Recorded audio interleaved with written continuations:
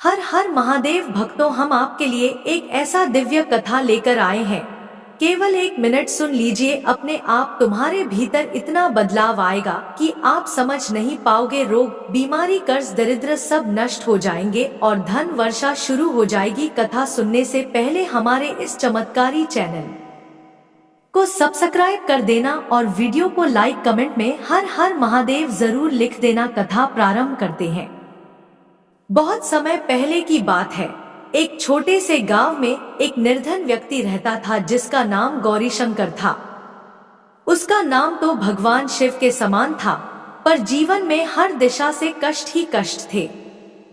खेत सूख चुके थे, घर टूटा हुआ था, शरीर में बल नहीं था, पर फिर भी वह हर दिन शिवलिंग के सामने दीप जलाकर कहता, हर हर महादेव, हे भोलेनाथ, मैं आपका हूँ, मुझे आपसे ही सहारा है।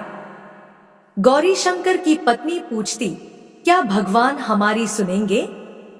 इतना समय हो गया, न धन मिला न सुख।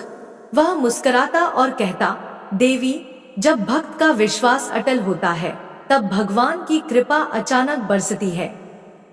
एक दिन गौरीशंकर जंगल की ओर गया जल भरने के लिए। चलते चलते थक गया तो एक बड़े पीपल के पेड़ के नीचे बैठ गया। उसने आंखें बंद की और ध्यान लगाने लगा।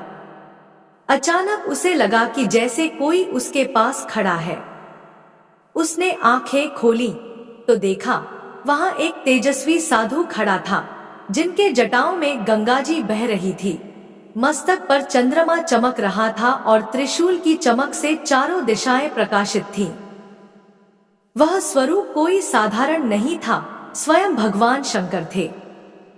गौरीशंकर के मस्तक पर हाथ रखकर बोले, वत्स, मैं तेरे प्रेम और भक्ति से प्रसन्न हूँ।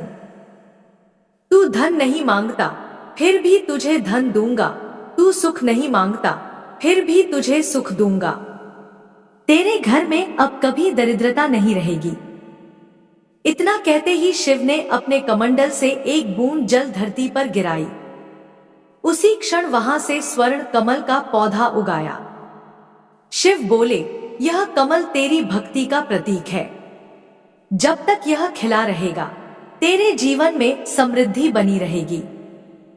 गौरीशंकर के हृदय में आनंद की लहर दौड़ गई। उसने शीश झुकाकर कहा, प्रभु, यह सब आपकी कृपा है। मैं इस धन का उपयोग केवल सेवा में करूंगा। शिव मुस्कुराए और बोले, यही तो सच्ची भक्ति है। जो मुझे पाने के बाद भी विनम्र रहे, वही मेरा सच्चा साधक है। यह कहकर वे अंतर्ध्यान हो गए। जब गौरीशंकर घर लौटा तो देखा कि उसका टूटा हुआ घर चमक रहा है। मिट्टी की दीवारें फूलों से ढकी हैं और आंगन में गाय बछड़े के साथ खड़ी है। उसकी पत्नी ने कहा, यह सब कैसे हुआ? उसने उत्तर दिया, भोलेनाथ ने कृपा की है। अगले ही दिन से उसके खेतों में अनाज लहलहाने लगे। उसकी गरीबी मिट गई, उसका तन मन स्वस्थ हो गया। वह अब हर दिन शिव मंदिर में जाकर गाता, भोले शंकर दीन दयाला, सब पर कर दे कृपा निराला। धीरे धीरे गांव वाले भी उसकी भक्ति से प्रेरित हुए। सबने मिलकर एक बड़ा शिवालय बनाया। हर सोमवार को गांव वाले बेलपत्र और गंगाजल लेकर जाते और सामूहिक रूप से नमः शिवाय का जप करते।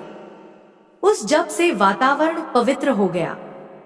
गांव में अब कोई रोगी नहीं रहता था। खेतों में वर्षा ठीक समय पर होती, पशु स्वस्थ रहते और हर घर में हंसी गूंजती। कहते हैं, एक बार शिव स्वयं पार्वती जी के साथ उस गांव में आए और बोले, यह स्थान अब हमारे वास का स्थान होगा। यहाँ जो सच्चे मन से हमें पुकारेगा, उसकी सभी विपत्तियां दूर होंगी। उस दिन से वह गांव शिवानंदपुर कहलाया। आज भी जो व्यक्ति इस कथा को श्रद्धा से पढ़ता है, सुनता है या सुनाता है, उसके जीवन में वही कृपा उतरती है जो गौरीशंकर के जीवन में उतरी थी। जहाँ यह कथा बोली जाती है, वहाँ रोग समाप्त हो जाते हैं, दरिद्रता दूर हो जाती है और मन में प्रसन्नता भर जाती है। महादेव का वचन अमर है, जो भक्ति से मेरा नाम लेता है, मैं उसके घर में स्वयं निवास करता हूँ।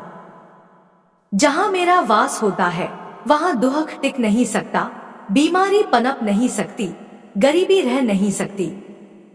अतः जो यह कथा प्रेम पूर्वक पढ़ता है उसके जीवन में सुख, शांति, आरोग्य और समृद्धि स्थायी रूप से बस जाती है। उसके मन के अंधकार मिट जाते हैं, उसके हृदय में प्रकाश फैल जाता है और उसकी आत्मा मुक्त हो जाती है। शिव कृपा की यह कथा इस संदेश के साथ समाप्त होती है कि भक्ति कभी व्यर्थ नहीं जाती, विश्वास कभी व्यर्थ नहीं होता।